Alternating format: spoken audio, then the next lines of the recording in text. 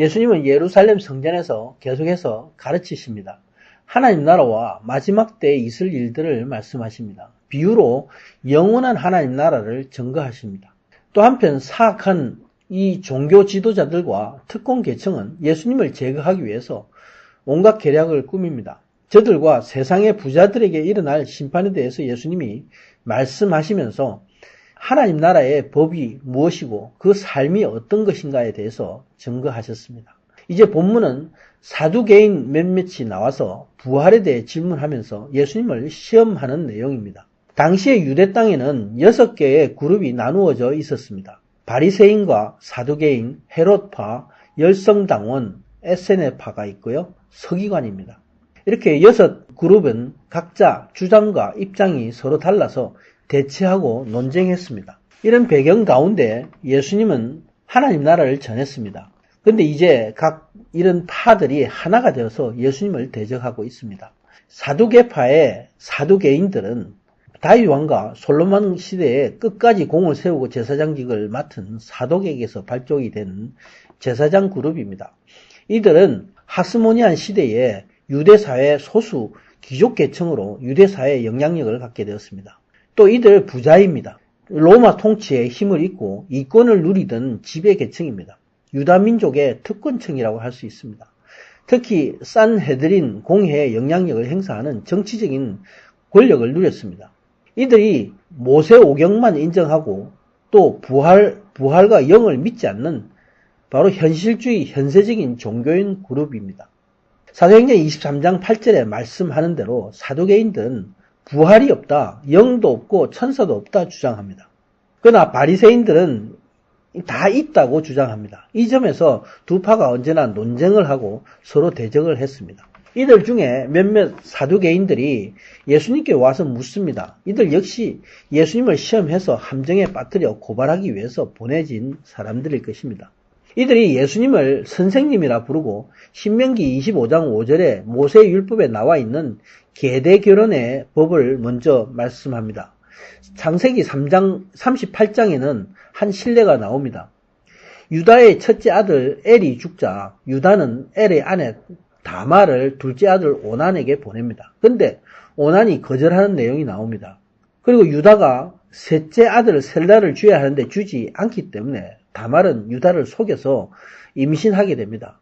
바로 다말에게서 유다의 후손이 이어지는 사건이 나는 것이죠. 이렇게 계대결혼 제도는 장자가 후손이 없이 죽었을 때에 형제를 통해서 반드시 자손을 이어가게 해야 하는 이스라엘의 결혼 제도입니다. 이들 사두개인들은 이 율법을 들어서 부활과 연관해서 예수님께 묻고 있습니다. 7 형제가 있었는데 마지 자식이 없이 죽었고 그 다음 둘째와 셋째 그리고 나머지 형제들 모두가 자식이 없이 죽었습니다. 그래서 모든 형제들이 차례로 맏의 아내를 취했습니다. 그래서 한 여자가 7 형제의 아내가 되었다는 이야기입니다. 7이 다 한 여자를 취했는데 그러면 이제 부활할 때에 이 여자가 누구의 아내가 될 것인가 사두개인이 묻습니다. 이 질문은 존경심으로 예수님께 물은 것이 아니라 예수님이 대답을 할 수 없으리라 일부러 황당한 질문을 만들어서 예수님을 조소하는 마음으로 질문한 것입니다. 이들은 당연히 한 남자와 한 여자의 결혼이 되어야 할 것을 얘기를 들어서 이 여자가 한 남자를 선택해야 되지 않느냐 예수님께 직접적인 도전의 질문을 한 것입니다. 이에 예수님은 하나님 나라를 알지 못하는 저들에게 본질적인 것으로 하나님 나라의 삶에 대해 설명을 하고 계십니다. 이 세상의 자녀들은 장가도 가고 시집도 가지만 저 세상은 다르다. 문제의 핵심을 말씀하고 있습니다. 여기서 저 세상은 바로 하나님 나라를 말씀합니다.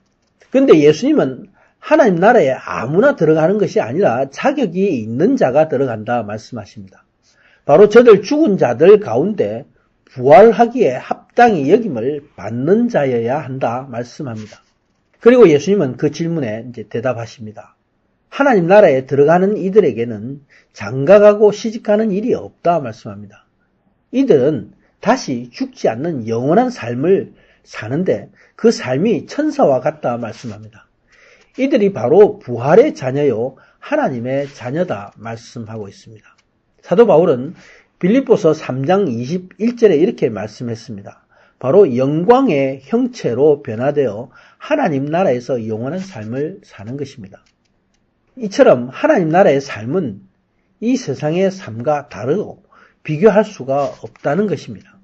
마태복음 22장 29절에서 예수님은 저들이 성경도 모르고 하나님의 능력도 알지 못하기 때문에 오해하였다 반문하셨습니다. 예수님은 죽은 자의 살아난다는 것에 대해 계속 가르치십니다. 예수님은 모세가 불이 붙은 떨기나무를 보았을 때에 하나님의 음성을 들은 출애굽기 3장 6절의 말씀을 인용하십니다. 주가 하나님의 아브라함의 하나님이요 이삭의 하나님이요 야곱의 하나님이심을 모세가 고백한 내용입니다. 그렇습니다. 바로 하나님은 산자의 하나님이시오 죽은 자의 하나님이 아니다. 그리고 하나님에게는 아브라함의 모든 자손들에 대해서 살았다. 또 모든 사람을 살리시는 하나님이시다 말씀하십니다. 바로 하나님 나라의 사람들은 모두가 예수 그리스도 안에서 영원한 삶을 사는 자인 것을 말씀하고 계신 것입니다. 서기관 중에 어떤 이가 말합니다. 선생님이요, 말씀이 옳습니다. 많은 서기관들은 바리새인들과 같이 부활과 영생을 믿는 사람들입니다. 그래서 사두개인의 그릇된 질문과 주장을 일시에 무너뜨린 예수님께 찬사를 보낸 것입니다. 그리고 40절에 이 말씀을 듣고 사두개인들이 감히 더 물을 수 없었다 말씀했습니다. 아멘.